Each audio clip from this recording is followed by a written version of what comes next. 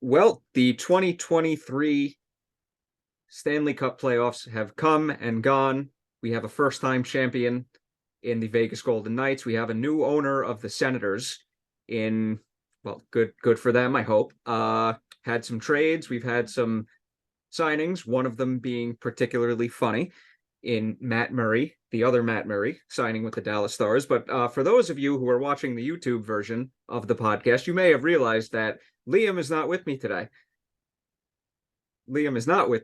But I have just as good of a co-host in, ladies and gentlemen, please welcome back, if you remember from last year's pre-playoffs predictions, Justin Buford from the Sports Hit List, more specifically on Chirp and Chat, in which I join him every week. Justin, nice how are you? Nice to be here, Mike. Nice. Good. How are you, buddy? Well, I'll tell you in about 3 seconds when I take a sip of my large cold brew. The famous cold brew. God, that hits the spot every time. Needed a large today to celebrate the conclusion of the season and Vegas winning the cup. So, yes, thank God, season's over. Not that hockey's bad. It's just I'm exhausted, man. Yeah, I followed 4 teams, 5 officially, but I really just stick to 4. But I am exhausted, especially 2 West Coast teams. I had to change that next season. Yeah, you need to slow down. I need to increase my teams, but even with how much I work or was working during the season last year, this past season, it's just like I could barely keep up with the Rangers. I'm lucky if I saw 60 games. Oof. Yeah, a little bit of a rough year, but hey, work pays the bills. This podcast unfortunately does not. One day, man. One day. That would be wonderful. It really would be. You gotta get that sub up, so make sure to like, follow, subscribe to Pucks Brews. Everyone needs it. Listen to what the man says. He knows what he's talking about. But yeah, so without any further ado, let's just get right down to it. The Vegas Golden Knights, in their 6th year of existence, have won Lord Stanley's Cup for the first time. And interesting stat, in which I just did this on my own while I was eating like 45 minutes ago. For just like the Chicago Blackhawks won 3 cups in 6 seasons from 2010 to 2015, for the 3rd time in 6 seasons, we have a first-time cup winner. Hey, let's go. Come on, man. Vegas waited a long time for this, didn't they? Nashville fans seething right now. I'll just know that. I think a lot of fan bases are seething right now. Oh, yeah. Oh, well, that's their problem. It is. So. It is. No, but I'm happy for them. I really am. Same. And, like, look, can I give a little hot take right now? Go for it. All right. I see a lot of the online chatter, right? Like about, oh, if I had an all-star team in year 1, we would have made the finals too. It's like, okay, timeout. They weren't a all-star team in year 1.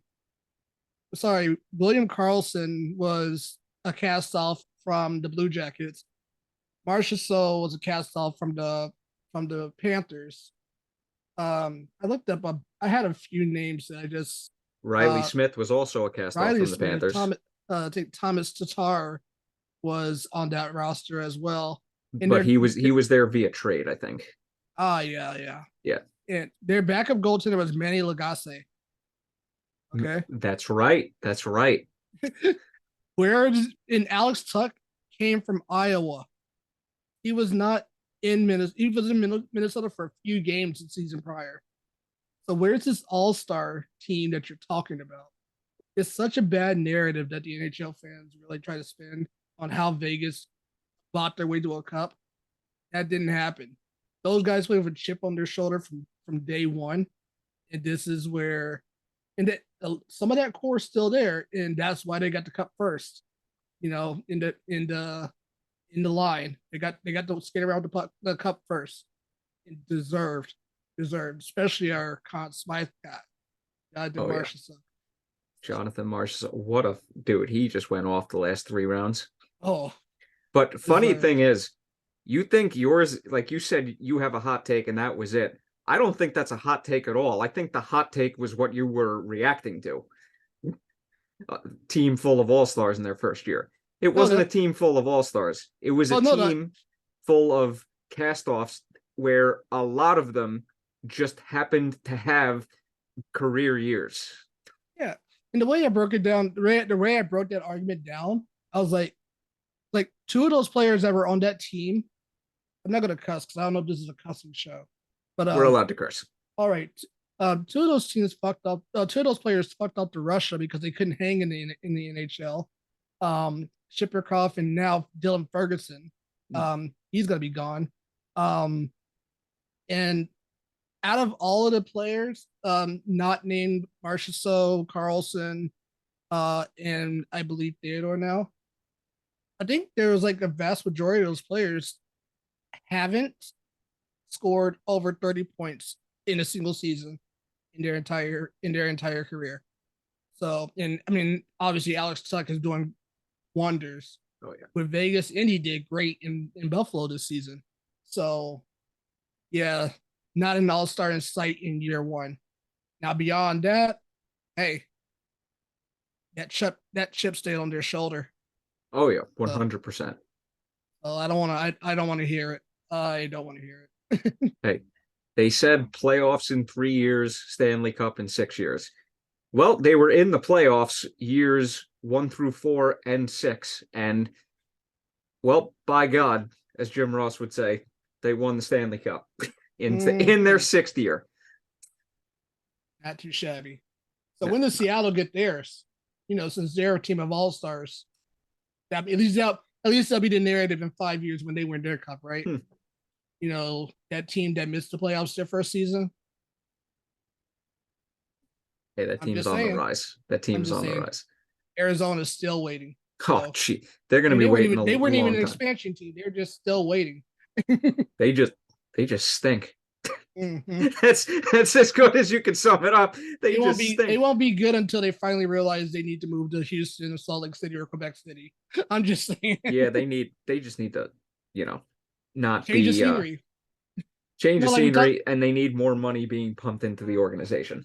Well, you know how we talked. I'm sorry, I'm not trying to take over your show, but you know how we talked about on Chirp and Chat that a change of scenery is good. Yeah, so change of scenery is good for a player during a trade. A change of scenery would be good for the organization, for the Arizona Coyotes. Oh yeah, 100%, 100%. But yeah, so like we said, the Vegas Golden Knights win the Stanley Cup in 5 games over the Florida Panthers, where their Cinderella run came to a I feel like crashing halt is an understatement. Yeah, I mean, look, we had this series going 5 games. Like, not many people. I mean, with the way Florida came in, that was at least a 6 or 7 gamer that we thought. But then game 1 happened, and it was like, oh, this is the Vegas team that we were supposed to be getting the last 3 years. Like, oh, okay, well, maybe this won't go for. And then we realized that Bob Roski was back to regular season form. Yep. And we're like, oh, this is a sweep. And it almost was. Almost. Yeah, just to quickly recap, like you said, they came out just flying, Vegas did in game 1. Florida was just like, oh, crap. This is what a real team, no offense to the Hurricanes, but they couldn't score at 5-on-5. By the way, for anybody who doesn't remember, Justin is a loyal Hurricanes fan, but we still love him to death. So, hey, y'all ate our lunch last year, Rangers fans, but y'all are the ultimate team this year, the ultimate loser this year. Yeah, kind of. But yeah, game 1 they came out flying, and that was kind of a theme throughout the entire series. Them Vegas coming out flying in the first period, and then as the games would, go into the second, Florida would get a little bit more situated, and then the game would sort of even out. And then just Vegas was they were too powerful. Florida, their recipe for success of the playoffs going into the Stanley Cup Final was we're going to wait until the other team tires themselves out a little bit or takes their foot ever so slightly off the gas. And then we're going to use our physicality aspect, that which they used extremely well the first 3 rounds. And we're just going to wear the other team down, and that's how we're going to win. But they couldn't do that against Vegas. Yeah, because Vegas never slowed down. No. And I mean, so to Florida, not an excuse, but let's give credit to where credit is due. That big hit on Radko Gudas in the first game. Oh yeah, that was probably a serious changer right there. Let's forget about what happened in Kentucky game 2. But I mean, when Radko Gudas got hit, and that reverse hit by Barbashev was a thing of beauty, and that changed the tone because Florida realized that they can't just bully this team through anymore. oh yeah, And that's what I mean. If you look at the first round when Florida beat Boston, it was a lot of last minute, like third period, like wins for Florida or overtimes. And then Toronto was just Toronto. And then the Hurricanes until game 4, it was a grind fest for both teams. But no team pushed Florida around like Vegas did. Oh, yeah. So like none of those teams pushed Florida around like Vegas. Vegas bullied Florida like Florida bullied the rest of the Eastern Conference. Yeah. Yeah, and then, things would just continue onto game 2. Although I will admit game 2 was probably, I forget whether it was game 2 or game 3, but that was by far the most even / best game of the series. Oh, game 2 was the boring game because it was a penalty fest. Oh, what was no, I'm sorry. Was that game? That might have that was game 3. Game 3 was the penalty. Yeah, with the game Florida won. Yeah, you're right. Game 2 was the most even. Yeah. No, game 2 was actually a pretty damn good hockey game. Game 2 was a very good hockey game. And then, like we said, game 3, it was just, oh, Jesus Christ. The march to the penalty box. I would love to just go down the list. Actually, no, am I nuts? Game 1 was even more penalties than game 4 had 84 minutes worth of penalties. Okay, so we are mistaken. Game 2 was the penalty fest. It seems like game 2, 84 penalty minutes for Florida to Vegas's 64. So was game 1 when Vegas just took over the scoring in the second half of the game? That was also game 2. Oh, okay. That was also game 2. Oh my God, you're right. That feels like a month ago. Yeah, I know. Dude, this series was like kind of all over the place. It was over fast, but it felt like it dragged on. Yeah. And then, okay, so I lied. Game 3 was the game after the penalty fest, where the penalty minutes went down significantly. 16 for Florida, 14 for Vegas, in which Florida won. That ended up being a good hockey game. And so was game 4, where the penalty minutes were 28-4 with Florida leading. But one of the main themes over the course of the series, Panthers could not stay out of their own way with the penalties. And I mean, we've seen this time and time again, year in and year out. If you can't stay out of the penalty box, your percentage of winning goes drastically down. And that was a theme coming into the series, too. Their penalty kill was not good throughout the course of the playoffs. It was not good. Not. No. And they really couldn't make up for the goal scoring 5-on-5 and on their own power play to make up for how bad that their penalty kill actually was. But I just got a random Zoom being Zoom. Anyway, but yeah, Bobrovsky could only do so much. And you said it earlier. He came back down to form and he returned to his old ways. And, well, let's be honest, Florida got their ass kicked. Oh, So like here was the thing. Here's my take on the finals when it comes to Florida penalties. It's not that Florida like necessarily had more penalties. They just finally got called for them. Mm. I mean, and take it how you will.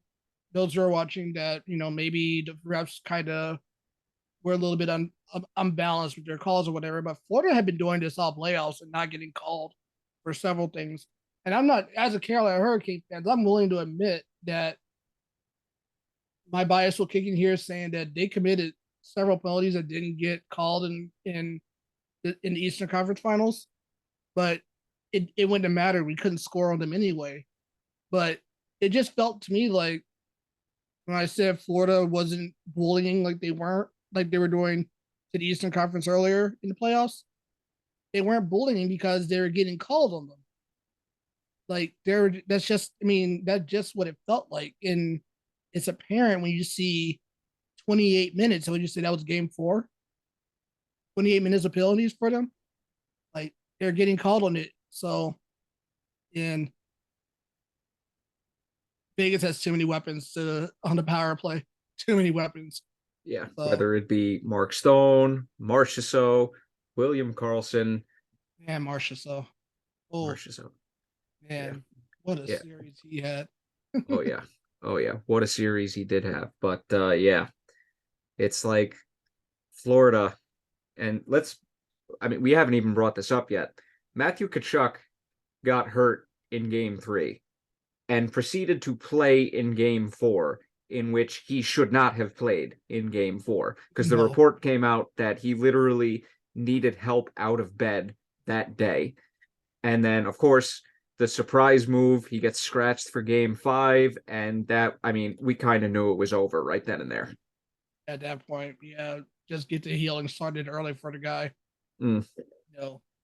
And they looked like a completely different team until the very end of the game. And at that point, I think Vegas had already just let up a little bit until like in the third period, Vegas was like, "We're 5 goals ahead. Let's Yeah. just cruise on this." And then Verhage started to put things together, and then was it Verhage? I can't remember who scored out. That it was out of hand at that point. Yeah. And then Vegas still roared back with goals on their own. So yeah, but when Kachuk shouldn't have played. We both thought that he was concussed, but it came out to be not something worse, but something significantly as bad as a concussion, which no player can really play his type of game with, which was a bruised sternum and a broken rib. Yeah. No wonder he backed off hits. Oh yeah. No wonder he backed it. It probably hurt to even think about them. Yeah, and speaking of injuries, like you just said, Tkachuk with the broken sternum, the broken rib.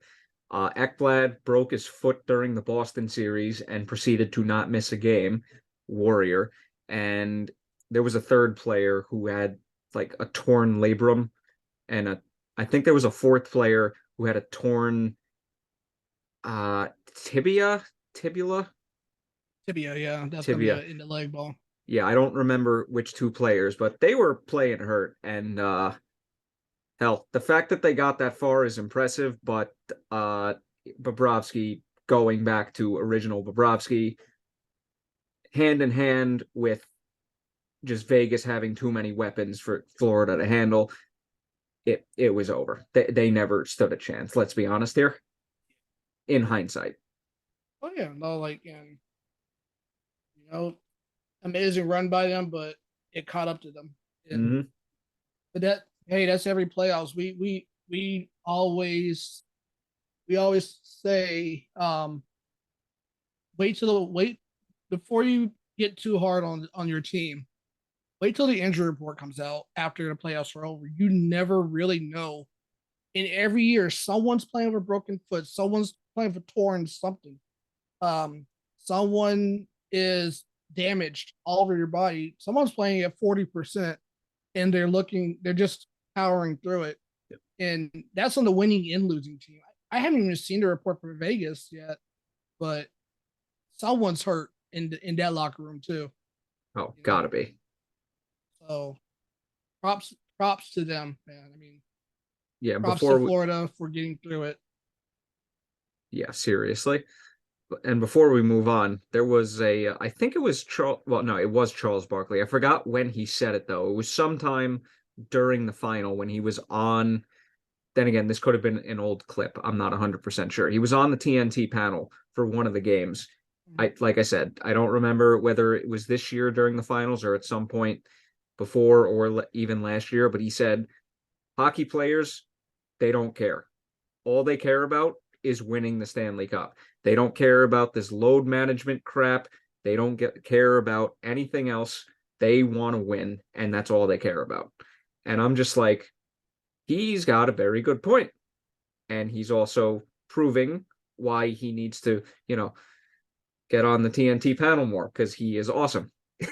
Yeah, I mean, I said this a few years ago in an article that I wrote that some players, not some, a lot of players in the NHL would sacrifice their ability to walk in their 60s and 70s to be able to win one single cup. Yep. Because guess what? That has happened many times. Like torn meniscuses that in this is a joke out of whatever as our co-host on Chirpin Chat, but torn ACL is not an easy injury to recover from. And some guys have torn an ACL and an MCL and just like, yeah, I'll get through it, I guess. Or I'll recover, I'll get at least to 60% so I can play next season. Yeah, just to go off on a mini tangent, like ACL injuries used to be like a catastrophic end of the world, your career is done. Now all of a sudden it's just like, all right, well, gonna be out for 9 months. It's gonna suck, but I'm gonna come back and I'm gonna return to the level that I was at. It's incredible how like the nature of that injury has changed over the years. It's hockey players. Hockey players are something else. Yeah, and just in general. In general, yeah. I mean, they are. I played. I was a goalie and 3 concussions, and yeah, like I had to be told I couldn't play anymore because when I was a kid, I didn't know. I didn't know that I couldn't play anymore. I couldn't take another concussion. So, and I'm not even tough. I'm not tough, especially now that I'm 40. I'm not tough. I have basically no upper body strength. So if you're not tough, then I don't know what if there's a strong enough word to describe me. So Yeah. But yeah. So long story short, Vegas bullied Florida around. They beat them at their own game. And well, they're cup champs. Mm-hmm. And all is right in the world. For now. For now.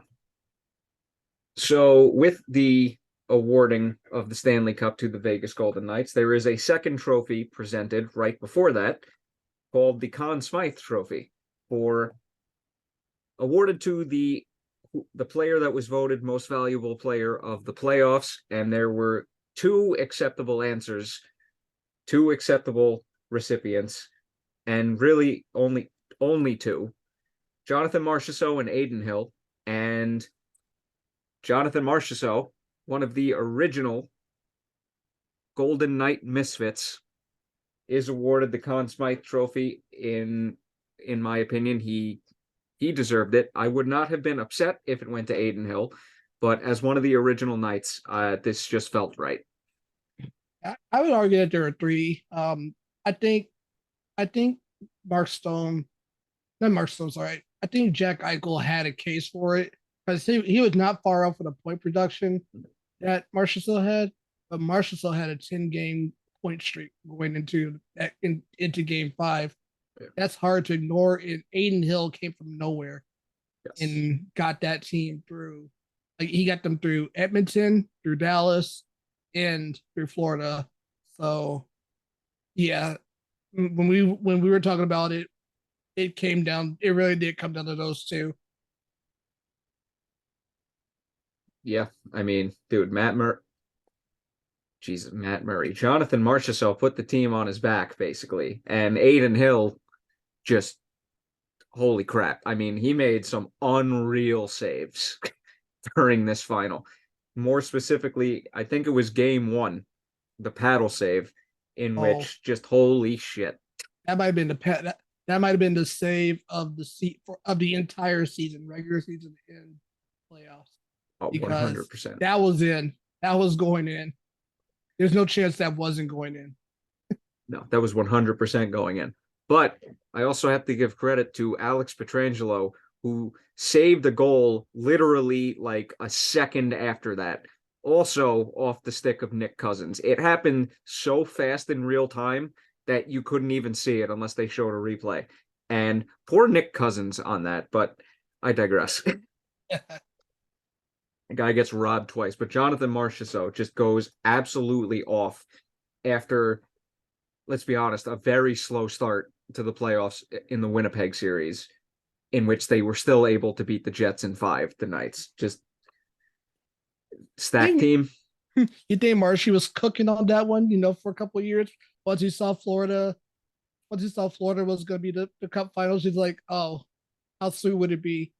Like, because my man, he was expendable apparently. Him and Riley Smith were expendable to keep a defenseman no longer in the NHL.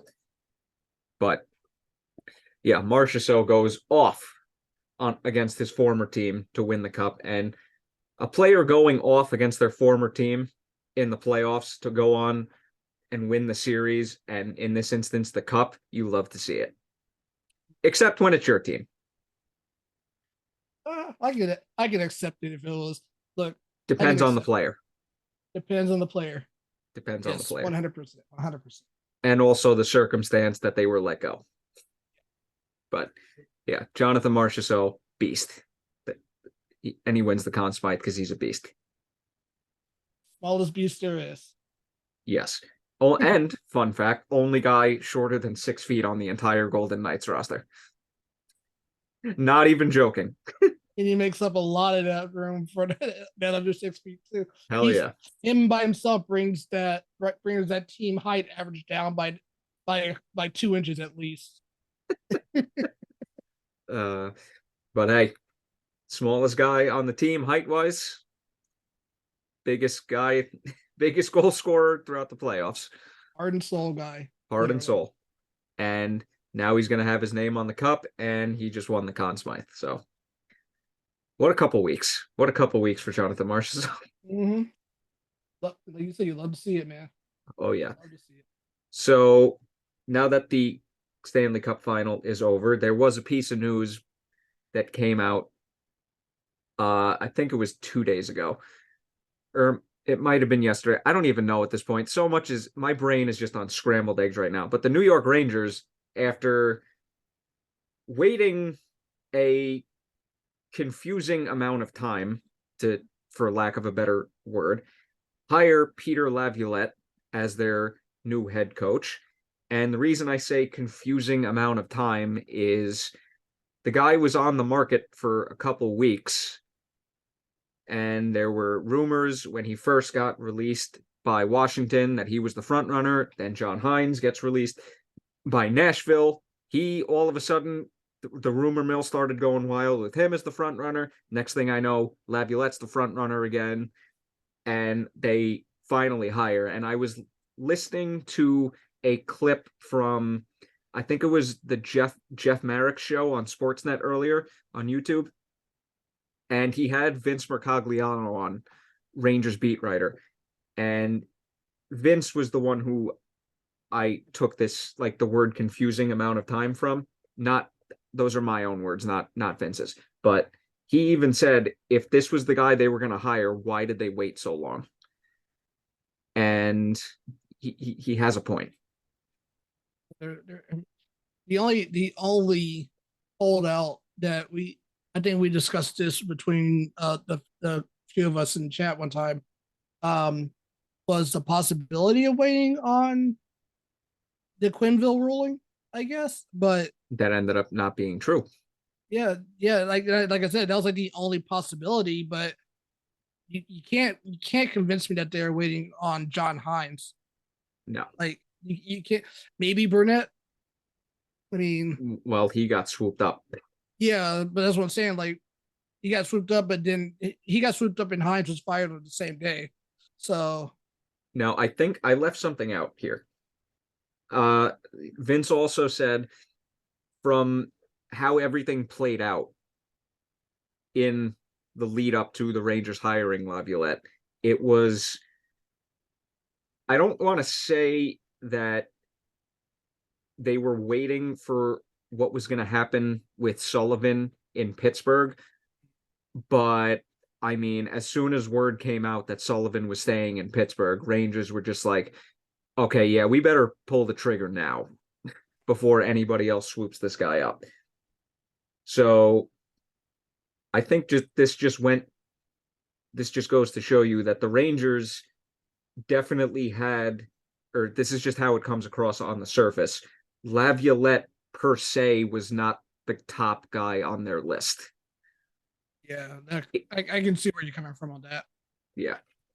But I will say, between him and Brunette, in my opinion, those were the two top coaches on the market this offseason. So do I think this is a bad hire? No, not at all. Do I think that Drury is going to have to make some moves for the team to be more competitive under Laviolette? Yes. I will say, you know my thoughts on this. It's not a long term like solution for the Rangers. It's a take advantage of him being good to the system while he is good, and just hope that he doesn't that kind of you always kind of hope for Laviolette that he breaks the trend that he does every few years, is where he starts to fall off as a coach for the team, or the team stops buying into his program, because that's been his case through the last three different teams, through the Predators, through the Capitals, and prior to that the Flyers. And so yeah, you kind of hope that the Rangers players stay engaged with the coach here. That way, maybe it can be a long term solution, because he's not a bad coach. Obviously, he's not. He's gotten two teams to the Stanley Cup Finals. He's won a cup with one of them. Well, And three teams to the Cup final. three. That's right, three teams. I'm sorry. But he's won a cup with Carolina. So he's not a bad coach. Just you just hope that he's good for the long haul. Yeah. That's my thoughts on him. Yeah, my thoughts with Laviolette and Washington, it didn't matter who Washington hired. As soon as they won the cup in 2018, their window was slammed shut. Yeah. That was literally their last chance that Agreed. year. Agreed. And also, aging roster, they didn't exactly make the best moves on paper. I mean, that team is just, they were on a downward spiral. Laviolette just arguably put them in the playoffs 2 years longer than they should have been. That team right now exists to see Ovechkin break the record. Yeah, that's kind of where my head is with the Capitals. Yeah, but Ovi only had like 42 this year, so that this is going to be an interesting case. But yeah, so the Rangers hire Laviolette. In terms of what I see him bringing to the team that Gallant didn't, I think he's going to bring more structure, because I felt at times under Gallant, there was no structure. The team was just out there skating in circles half the time, which was infuriating. He's going to bring 100% going to bring more accountability to the core players, a la Mika, Panarin, Kreider, Trouba, Fox, so-and-so. Igor is literally not even on the list of problems for this team. Igor is going to be fine. But he needs to bring a level of accountability that Gallant did not.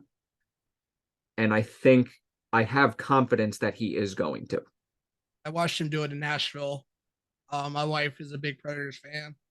So watching Nashville, um, especially during the height of their their franchise at that point between 2015 and 2017, or 2018, I should say, when they won the Western Conference Final champion, regular Well, season championship, and then they went to the Stanley Cup Finals the year prior to that. Um, Even though, yeah, they're a team that limped into the playoffs that year, they still made it to the finals. And they were still a playoff team through those years. Um, he definitely holds players accountable. Um, and with saying that though, there's a caveat to that.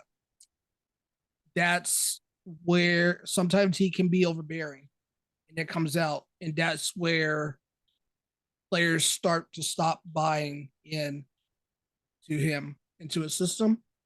So he often walks a thin line when it comes to the accountability front, and that's where he has to be careful because, and that's, you know, it's not really a thing about, it's the players have to be more open to criticism. In all honesty, I have no problem with the coach being holding people accountable for their poor play because every coach should. But we live in an age now where players and their agents have a lot of sway on what a GM will do. And the coach is kind of like the fall guy a lot of the time. So again, not a bad coach, but he has to manage the temperament of the room just a little bit better, um, in New York. And I know New York is a tough place to play because the media focus is always on New York. Um, I mean, you're just, it's the capital of the world in my opinion. New York City, everybody wants to play there, or be in those big lights. So this is Laviolette's chance to really do something good and something special. Let's just hope he can do it for you guys. Yeah, well, I look at it this way. When I first started watching hockey in general in the 2011-12 season, the Rangers coach was John Tortorella, who is extremely infamous for holding players as accountable as can be, and just a heated hothead. Heated hothead. And then they go from that to Alain Vigneault, who was basically the complete opposite of what Tortorella brought. And in that stage of the team's life, there was a veteran heavy room where a coach with the type of presentation that Vigneault brought, instead of the yelling and screaming, he more so left the locker room to the players. The Rangers had the right mix of the team at the time for Vigneault to be successful those first 2 years. Next 2 years, don't get me started. But it was the right hire at the right time for that. Then, by the end of Vigneault's tenure, the Rangers went into a full-on rebuild, basically. And as much as they wanted to declare it a retool on the fly for as long as they wanted to do that, they went into a full-on rebuild. They brought in David Quinn, who was not quite Tortorella, but he was a lot closer to a Tortorella type than a Vigneault type, which at the time, it was kind of what they needed. And then Gallant was, in hindsight, I've said my piece about Gallant so many times and how I thought he was disappointing as Rangers coach, but it was a young team that was not ready. They clearly showed that they were not ready to win now. And Gallant was basically that hire to try to get the team to win now. And the team, they just didn't have the right team on paper for him. Seems to be the pattern with Gallant, though, isn't it? It seems like that's it. Like, so Vegas confused me when they cut ties with Gallant. That was confusing. But when you look at his history of head coaching positions, that seems to be like it's always like the right guy at the wrong time for him. Um, so Uh, besides Vegas's first year. well, that's what I'm saying. Like, but they wasn't he cut like in year two, midway through? Uh-huh. I still don't know what happened there. Well, technically, in the middle of year three, because after that epic meltdown against San Jose. That's right. That's when he was left. That's when he Yeah. was sold to. He couldn't get on the plane to go home. He had to Yeah. get. Still, in my opinion, one of the greatest finishes to a hockey playoff game of all time. But yeah, Rangers have officially hired Laviolette, and to end this, good coach, good hire, but Drury is definitely going to need to make some moves if this team truly wants to win now, and he might have to make a controversial move or two. So let me. I know you're ending this, but can I ask you a quick question on Jory? Then, Sure.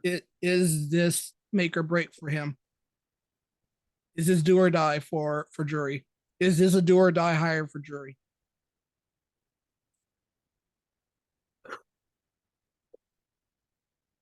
You guys are hard on him. Maybe. You guys I are am hard on very him. hard on him. So I am very that's hard why on I him. ask you. I want your uncuffed truth. Okay, I will say yes because Dolan does not have patience. Dolan, like, I look, honestly, I was not a fan of firing Gorton and John Davidson at the time that it happened. And the last 2 years has proven that Dolan thinks this team is in win now mode, which they clearly are not yet. And Drury's last two trade deadlines are indicative of that. If the Rangers don't win or make a deep playoff run at the least in the next 2 years, Laviolette could possibly be gone and Drury could possibly be gone. Yeah, I And see this is it. what happens when you have a bad owner. But I digress. I digress. So, speaking of teams making moves, in terms of coaching and upper management, the I'm losing my mind here. The Toronto Maple Leafs hired Shane Doan to be a special advisor to Brad Treliving, their GM. So he's hired in Toronto, and Jason Spezza followed Kyle Dubas to Pittsburgh. Let's be honest. Doan was brought in to hopefully convince Austin Matthews to stay, and Dubas wanted Spezza, and yeah, Yeah, Spencer was a Dubas guy from day one. yep, But yeah, 100%. Um, I said it on CNC the other day. I was like, this all but guarantees Matthew stays at the meet as a Leaf. Um, because we know that contract is coming up next season for him. He has time to renew, to extend early, and you got to be thinking that Shanahan and Treliving are making a play at, hey, we got your childhood hero here, man. mm. You got to stay. You got to stay. And it may have, and who knows? Remember what I said about players and agents? That might have been a request he had. I don't think Matthews is that type of player, but it wouldn't shock me if that was something that they asked him about, and he said, "I really like Shane Doan to come here." Mm. And once Dubas was gone, they're basically starting from scratch with the team management. Yeah. So Yeah, see how that goes for them up there. yeah, and time is going to tell within the next 2 years, more so specifically next season, about how good these moves were because I mean, you have Austin Matthews' contract coming up in Toronto, as well as Nylander's, I think. I'm on Cap Friendly right now. Let me go to the Yeah, as well as Nylander's, I think. And the Penguins, just in general, they are in a very interesting position because they missed the playoffs for the first time since 2006. believe that is correct. And with what just transpired at the end of the season with them, with the loss to Chicago and the entire chain of events that one game set off, it wouldn't surprise me if Dubas is on the hot seat from the beginning on the sole basis of what happened this past season with them missing the playoffs by literally a point and them cleaning house. So You're correct that Nylander is up at the end of this season, and they are currently sitting on a lot of UFAs going into this offseason. Yeah. Yeah. No, this is going to be a very interesting situation that's going to play out in Pittsburgh. But as a Rangers fan, I hope they don't make the playoffs next year. And it's really going to depend on the moves they make this offseason, because they're another aging roster. It's with let's face it, an old core. All their core players besides Gensel are 35. And yes, Gensel is a core player for them. Yeah, without a doubt. Without a doubt. Yep. So very interesting year for them. Yeah. So speaking of moves, let's talk about some actual team related moves. The Columbus Blue Jackets have made a couple different trades here. First and foremost,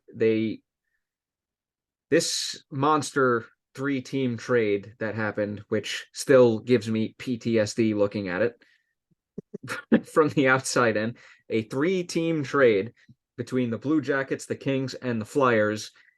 Basically, to sum this up quickly, LA took on some salary cap space from Ivan Provorov's contract to send him to the Blue Jackets at a reduced cap hit. And excuse me. I didn't say that right at all. The Flyers traded Ivan Provorov to the Kings to hold back salary for the Blue Jackets, which Provorov would later get sent to throughout the totality of the trade. And the Kings acquire Kevin Connaughton and Hayden Hodgson in the deal. And the Flyers, in my personal opinion, come out like bandits in this trade because they get a 2024 second round pick, a 2023 first round pick, number 22 overall, and a conditional 2024 second, being Columbus's. And they also come out with Paige Grans, basically a minor leaguer, Sean Walker, and cast-off goaltender Cal Peterson. That sucks for me. So the King. For those who don't know, the Canes are my East Coast team. The Kings are my West Coast team. Yes, I like Cal Peterson. I love Sean Walker. I'm happy about another move that they made, but that's neither here nor there right now. Losing Sean sucks. Losing Cal hurts because it feels like they gave up on them too early. But these are moves that they have to make, and the Kings are making a place for something else. And man, the Blue Jackets, though, I mean, the Flyers did make out very well here. And the Blue Jackets got an excellent defenseman, on their end. So yeah, the Blue Jackets got a defenseman who I said this on Chirp and Chat, who desperately needed a change of scenery. Absolutely. And if this change of scenery benefits him, the Blue Jackets acquired a very good player. The Kings in all of this, I don't know what the hell they were thinking, because it looks like that they got just absolutely screwed in this trade. No, I told you what they're thinking. If they are making a play with Nashville to acquire UC Saros as their starting goaltender, if it goes through, it comes out great for them because they cleared the right. UC Saros makes $5 million a year. The Kings cleared 5.6 in that trade by trading Provorov. And they have plenty of cap room to still make other moves. If they ultimately end up requiring UC Saros out of Nashville and with Jonas Corposalo as a backup, this move turns out great for the Kings. If they don't, we have a problem. So it's a wait and see situation in Los Angeles. Yes. But yes, as it stands right now, yes, Philadelphia made out great with their return, Yeah. and the Blue Jackets made a big step in the right direction defensively. Yes, they did.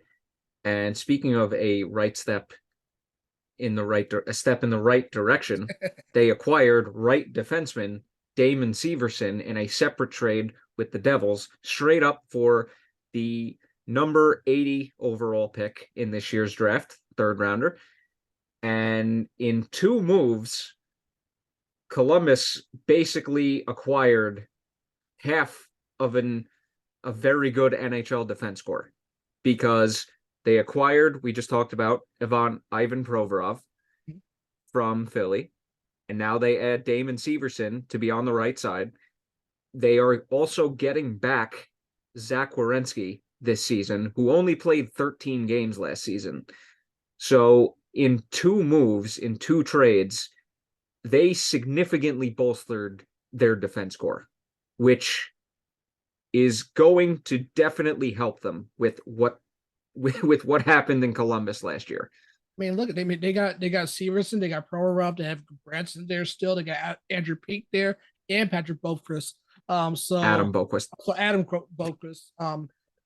So yeah, like the positive moves at that they in early offseason moves that they didn't lose much for in the long run. So yeah, like I said on Tripping Chat, this is a move in the right. This is an early move in the right direction. Let's see how the rest of this off season goes for the Blue Jackets, and let's see if they can get where. If you look at their roster, this should be a fringe playoff team, not a bottom of the league team, not a bottom 3 team of the league. So let's see if they can get there. If they got to stay healthy, but that's neither here nor there. You forgot they should be getting Jake Bean back this year as well for that defensive core. Yeah, now Columbus, even with all these moves, is still an intriguing team going into the draft, because they still have $5 million in cap space, and in my personal opinion, they could add somebody of substance to this forward group.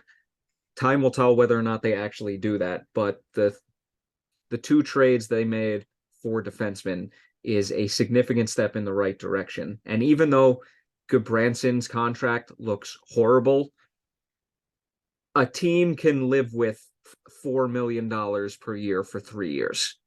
That's not a contract that's going to completely hamstring you.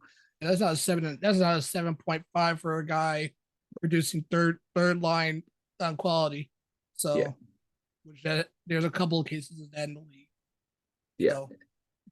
Yeah, and hey, if Boquist takes a step forward this season, a top 4 of Werenski, Severson, Provorov, and Boquist, that's pretty good.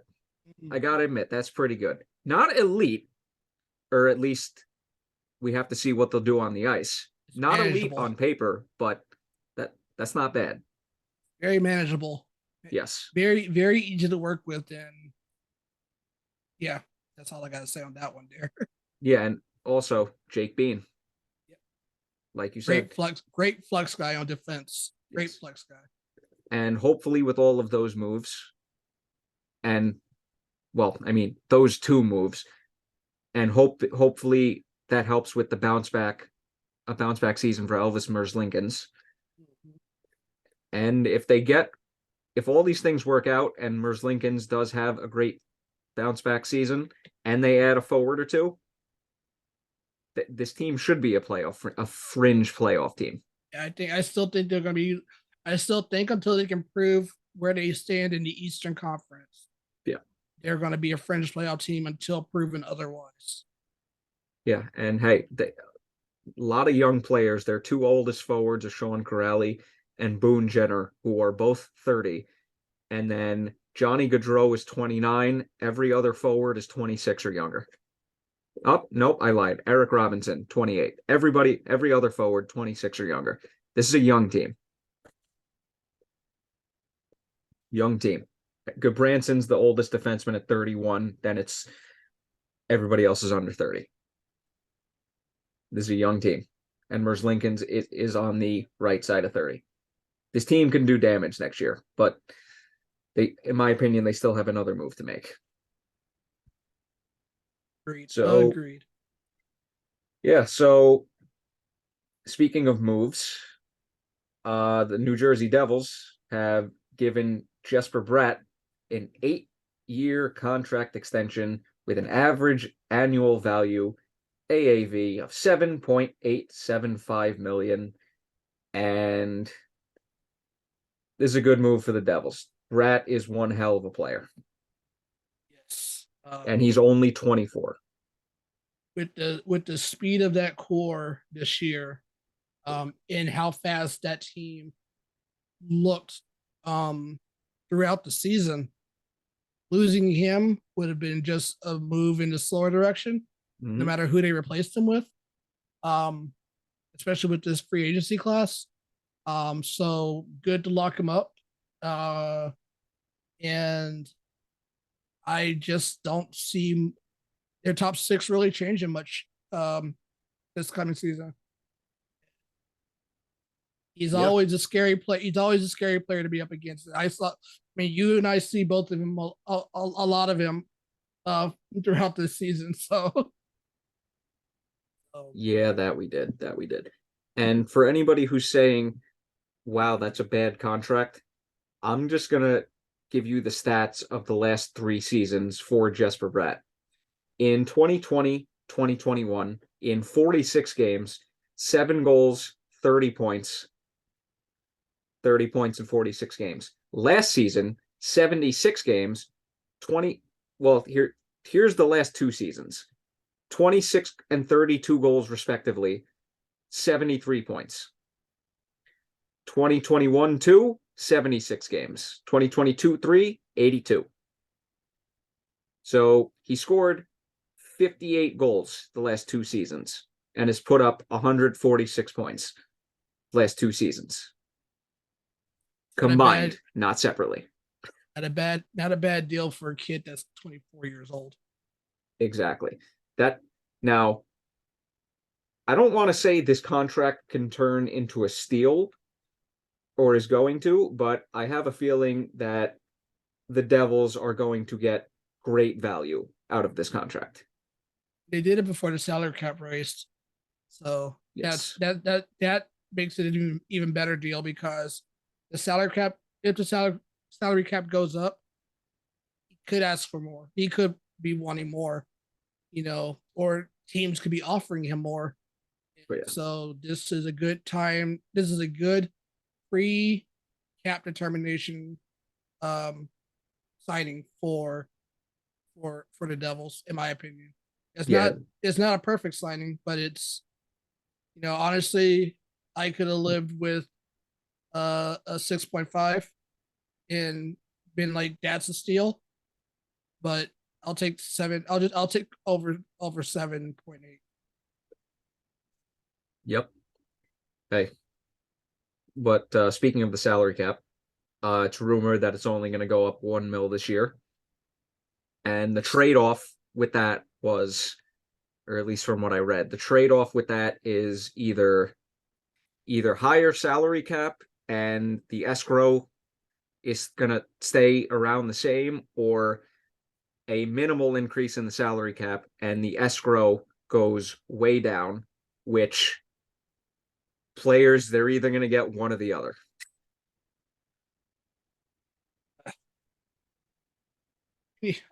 Why can't we just be like other sports, man? I don't know. But I look at it this way. Players are going to bitch about high escrow. They're still going to bitch about high escrow if the cap would have risen like 4 or 5 million. Would you rather have more of your money now that were supposed to get? I don't think I said that right. Would you rather have more of your money now that you were already supposed to get, or would you rather still hopefully get that money a couple years down the line, but with a higher salary cap. I would want my money now if I'm a player. Yeah, that when you said that key word, hopefully, is always a little bit scary. Yeah. So look, I understand here... players. I understand like teams and players want the cap to go higher so players can get more money. But at the same time, it's just like if I'm a player that's already owed, let's just say hypothetically, like $4 million in escrow that I should have gotten already, it's like I'll take the escrow on the lower salary cap. Most of these players, they're already locked into a multi-year deal, so half of them probably don't even give a shit about the salary cap. 100%. But yeah, that was a mini tangent. But yeah, it's like it's my money and I want it now. Not I need it now, I want it now. Do the jingle. Yeah, 877 cash now. Not sponsored. But yeah, but hopefully we get a salary cap increase, a massive bump next year. So that's really all I have to say on that.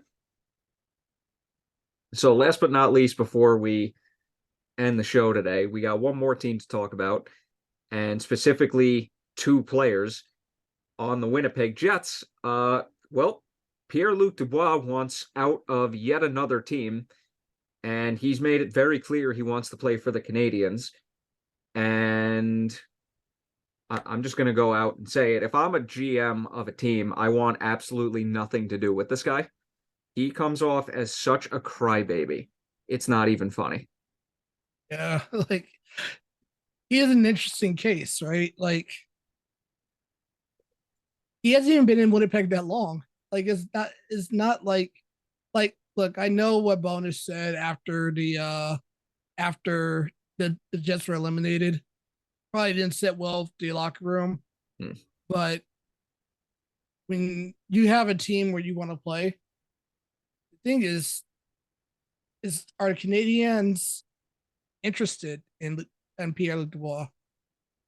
That's like I don't think nobody's discussing that. If there's an interest there, then by all means, gauge the interest and see what they're willing to give up for him. But if that's where he wants to go and the other team wants to take him on, now you're stuck with a toxic player in the locker room. Yep. Because now the locker room knows that, yeah, I don't want to be here. Exactly. It's such a weird case with that guy. Yeah, I know. It's just like he wanted out of Columbus after technically 3 seasons. He dogged it for 5 games in Columbus, and they finally got rid of him. That last season was just awful to watch. No, that was literally, I think he alienated himself to half the league with with how, his tenure ending in Columbus played out. Agreed. And he's only 24, which is the sad part. And he's pulling stuff like this. This is he also supposedly wants $9 million a year on his next contract. His career high is 63 points. I'm sorry, yeah, for a career high of 63 points when he's been in the league for 6 seasons, and he's already with attitude problems, with this being the second time he wants out of a team, and especially with after how the Columbus thing ended, where he just simply refused to play. Well, he played, but he refused to give any effort. It's just like right then and there, I would want no part of this guy if I'm the GM. And you said it a couple minutes ago, like 2 minutes ago. What if the Canadiens don't want him? Yeah. Like either he knows that there's some interest there or he's just throwing it out there, and which if he doesn't know that there's interest, then this is not the way to go about it, my guy. No, it's not the right way to go about it at all. And the sad part is he actually had a pretty good season. 27 goals, 36 assists. Yeah, but is there consistency to that with him? Is there consistency? Well, in his first season, back in 2017-18, he had 20 goals, 28 points for 40 20 goals, 28 assists for 48 points in the full 82 games. 2018-19, again, played all 82, 27 and 34 for 61. That was under Tortorella. The following year, 70 games because of the COVID shortened season, 18 and 31 for 49. So ever so slight drop off. Then the 2020-21 season, just where he played 5 games for Columbus, absolutely dogged it, scored 1 goal. That was it. Traded to Winnipeg, where in 41 games he had 8 goals and 12 assists for 20 points. Nothing special. The following season, aka last season, 81 games, 28 goals, 32 assists for 60 points. Then again, we're right back to where we started, where with his best season on Columbus was. And this year, in 73 games, 27 goals, 36 assists for 63 points, a career high in points and assists, with being 1 goal off of his career high. Yeah, if I'm a GM, I'm not giving him $9 million. Not a chance in hell. No. Not a chance in hell. Like 6.5, approaching 7, if that, but 9. No, not when, not if you're not if you're wanting to put good players around him. Yeah. This is an interesting case with this guy, but I mean, it's like he's 24. He's alienated himself. He burned Columbus. Like, that bridge is burned. That bridge is burned. He's probably in the process of burning the bridge with the Jets right now. It's just like other teams are going to see that. They're going to want no part of him. If Montreal legitimately does not want him because of this, and what if he's one of those players that gets his money and then packs it in? It's just like, what do you do if say he finds out Montreal doesn't want him? What is this guy going to do? Just mope around the locker room again. Yeah.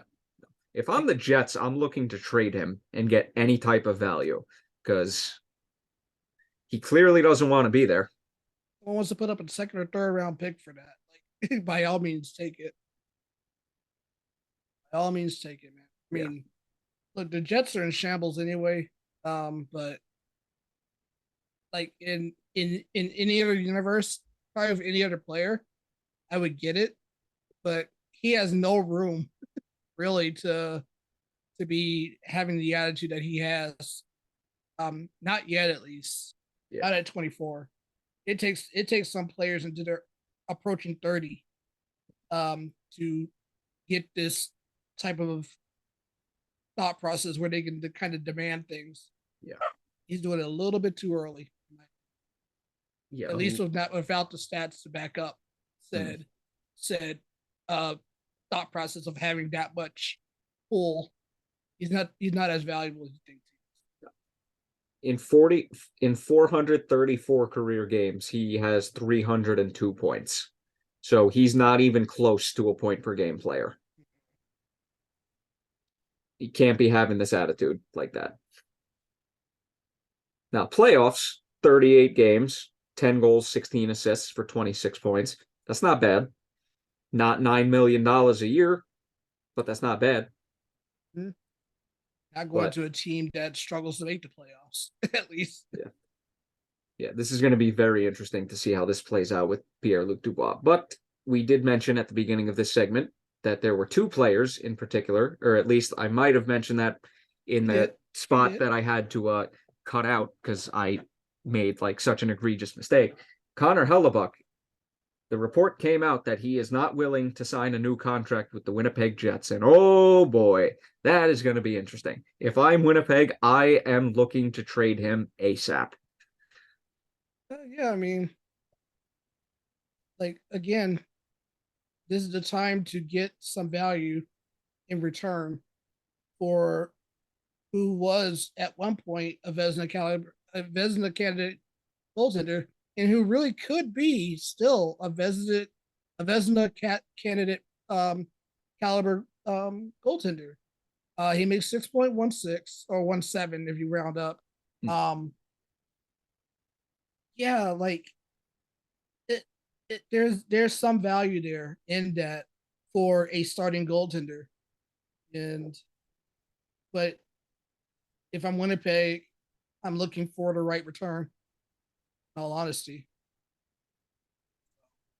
Yeah, guys, as my giving him up for nothing, in but at the same time, you don't want to push him to free agency and definitely lose him for nothing.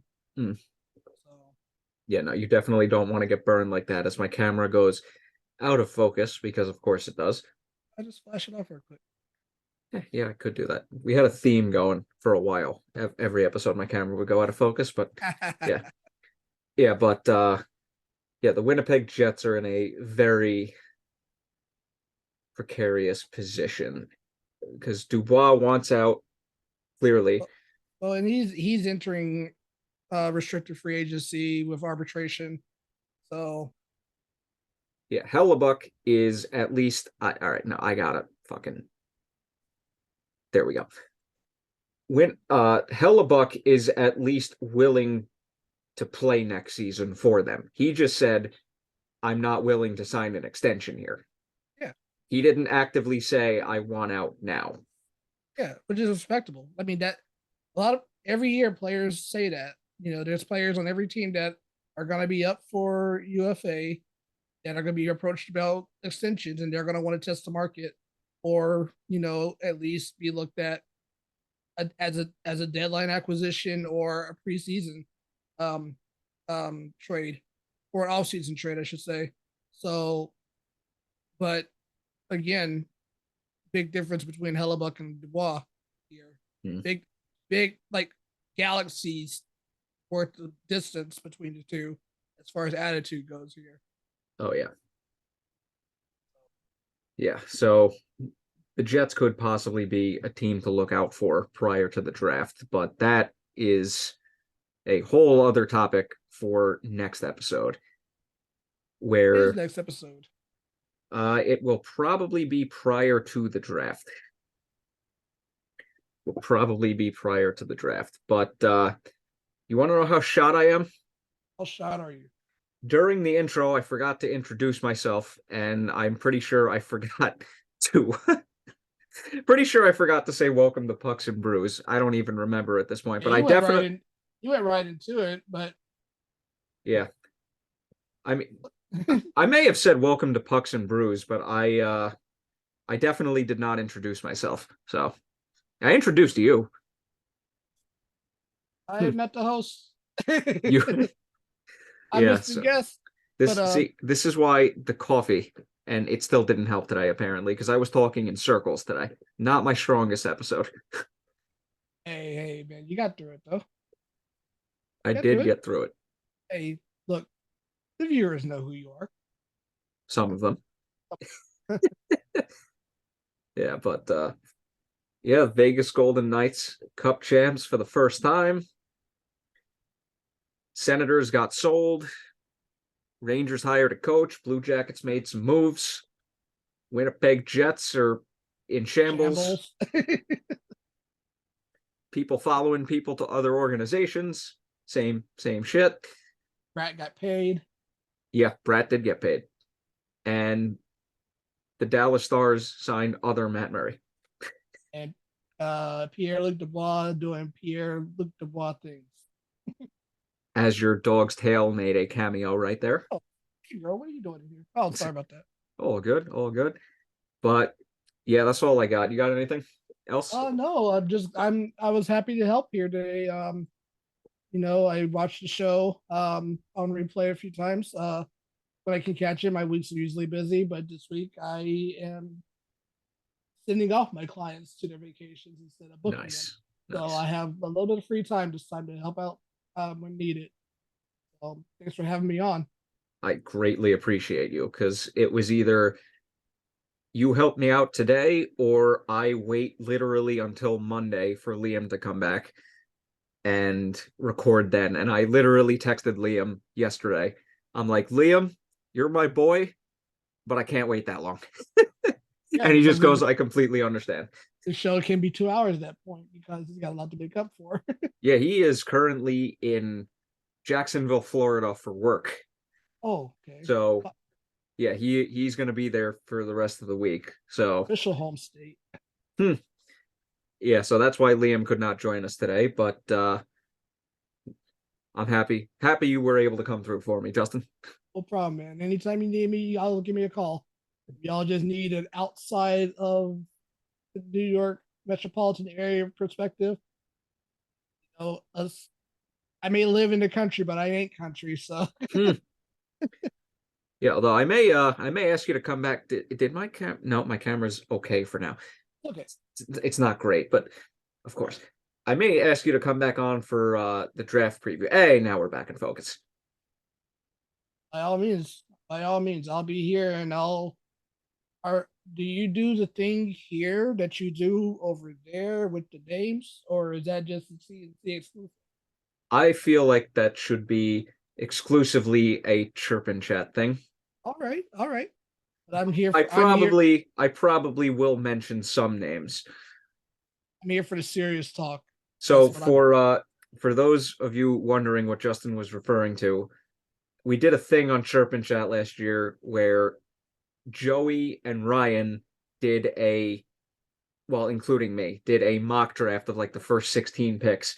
And alongside that, I went through the draft eligible players like on air live. And I was just like, oh, that's a great name. And with literally, if the name was good or funny or just incredible, I was just like, the name was going on the list in the mock draft. Hey, it was actually like it brought some life to a show where like just trying to hear everybody pronounce these names. Oh yeah. And then like actually like going, is that the right way? I don't know. Like, like that was definitely very fun. I was literally in the hospital laughing during that. I was like these guys over here, like it was great. Look, I may know how to talk seriously about hockey, but I can just as easily flip the switch and talk stupid. Same. This is why I love Pucks and Brews as a show. I have my fun on Chirp and Chat. I laugh on Chirp and Chat a lot. But when it's time to get into the nitty gritty and the dirty talk of what the world of hockey is, and I don't have that without watching the big YouTube names, Pucks and Brews is where it's at, man. Liam and Mike are just great. Like they give good insight, and they're on point, and there's not a lot that I disagree with when it comes to their analysis. So no, Liam knows his shit. Yeah, without Liam, I don't know what the hell I would do without Liam. I'm gonna just be honest there. Words like you did today. he carries this show. I'll be honest with you. You guys do such a good job, man. I'm really proud of you guys. Shout out to Liam though. He carries the show like quality wise, but I just really do the layout of the show. And then I froze, but you guys, I'm still here. We can still hear you. But I think that's a good sign to end this. So Justin, thank you once again. No problem. So, ladies and gentlemen, because I forgot to do this in the intro, I have been your host, Michael Shade Sparacino, alongside for this episode, Justin Buford from the Sports Hit List. Check both of us out on Chirp and Chat, Mondays, 9 p.m. We only really have one or two shows left for the year because we don't really make content over the summer because usually there's absolutely nothing going on. Unfortunately, if there's any news that breaks, I usually try to break it during a Facebook story or Instagram story on the Sports Hit List pages. But yeah, no, we take our break during the summertime and we come back just towards the end of preseason before we start getting into the full swing of things on whatever night we're going to be on next year. Yes, sir. So with all that being said, this has been episode 45 of Pucks and Brews. Please like, share. If you want, leave a comment, hit that subscribe button, follow us on all of our socials listed in the description below. check us out Mondays also on Chirp and Chat live on Facebook. Sure. And I hope something else interesting happens prior to the draft. That way I have something else to talk about other than draft prospects in which I have not watched a single shift of. So dude, I don't have time. Oh, I understand. I don't have time. My TV is set to NHL Network, and I'm not watching, but I'm listening. So that's really the only reason I'm in tune to what's going on. So. Same. NHL Network is a wonderful, wonderful channel. But yeah, hope everybody enjoyed this episode of Pucks and Brews, and we will have at least 2 more episodes before we take a break for the summer. But we will be back prior to the draft to give a mini preview. And since I just said I don't really watch prospects, to give some predictions about which teams to look after prior to the draft with possibly making some big moves. So yeah, everybody enjoy, and congrats again to the Vegas Golden Knights. See everybody next episode where Justin may just be back. So adios, everyone. Bye.